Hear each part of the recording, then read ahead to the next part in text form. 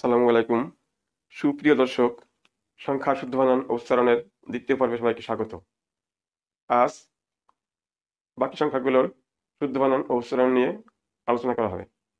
প্রথমে 11, 12, 13, 14, 15, 16, 17, 18। লক্ষ্য করুন, 11, 12, 13, 15, 16, 17, 18 প্রকারান্ত ছিল না, কিন্তু বাংলা একাডেমি এখন এই বানানগুলিকে ও কারান্ত করেছে। যেমন আগে ছিল এ গয়কার গা র, এখন হয়েছে এ গয়কার গা রকর র। 14 আগের মতোই আছে। 19, 29, 39, 49, 59, 69, 79, 89। লক্ষ্য করুন, এখানে 19 বাদে 29, 39, 49, 59 এই সংখ্যাগুলোতে প্রথমে দীর্ঘকার আছে, কিন্তু শুধু 19 বানানে হ্রস্বকার আছে। এর কারণ কি? এর কারণ হলো 19 একটি মাত্র শব্দ, অর্থাৎ এটি মৌলিক শব্দ, তাই এর বানানে প্রথমে হ্রস্বকার রয়েছে। কিন্তু 29, 39, 49 এসব বানানে দীর্ঘ উকার রয়েছে, কারণ এগুলো দুইটি শব্দের মিলিত রূপ।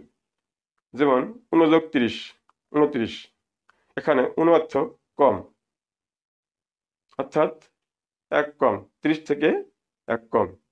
39, 40 থেকে এক কম, তাই এগুলো বানানে প্রথমে দীর্ঘ উকার হয়েছে। এরপরে আছে 20 বা 20। এই 20 কেন হলো? এর ব্যাখ্যা হচ্ছে 20 শব্দটি এসেছে কুর থেকে। কুর শব্দের অর্থ হচ্ছে আমাদের হাত ও পায়ে যতগুলো আঙুল রয়েছে তার যোগফল। যেহেতু আমাদের হাতে পায়ে 20টি আঙুল রয়েছে, তাই 20কে 20 বলা হয়। তাই 20 বা 20 দুটোই শুদ্ধ। 22, 23, 24, এখানে 24 বানান হবে ত বয় বয় রসিকার স, কিন্তু উচ্চারণ হবে চৌকস্য ব বয়স্কের বি স, 24। 26, 27, 28, 30, 32। এখানে লক্ষণীয় বিষয়, 32 বানানে ব তালে ফেলা রস্বইকার তালুক বসা, কিন্তু উচ্চারণ হবে 32, তার বক্কর বোত তারা ফলা রস্বইকার তালুক বসা, 32। সেরূপ 33 উচ্চারণ হবে 33। 34, 36 উচ্চারণ হবে 36। 37, 37 কে আমরা অনেকেই 37 বলি, এটা হবে 37। 38, 40 উচ্চারণ চৌকাল ল রসিয়ালি স, 40।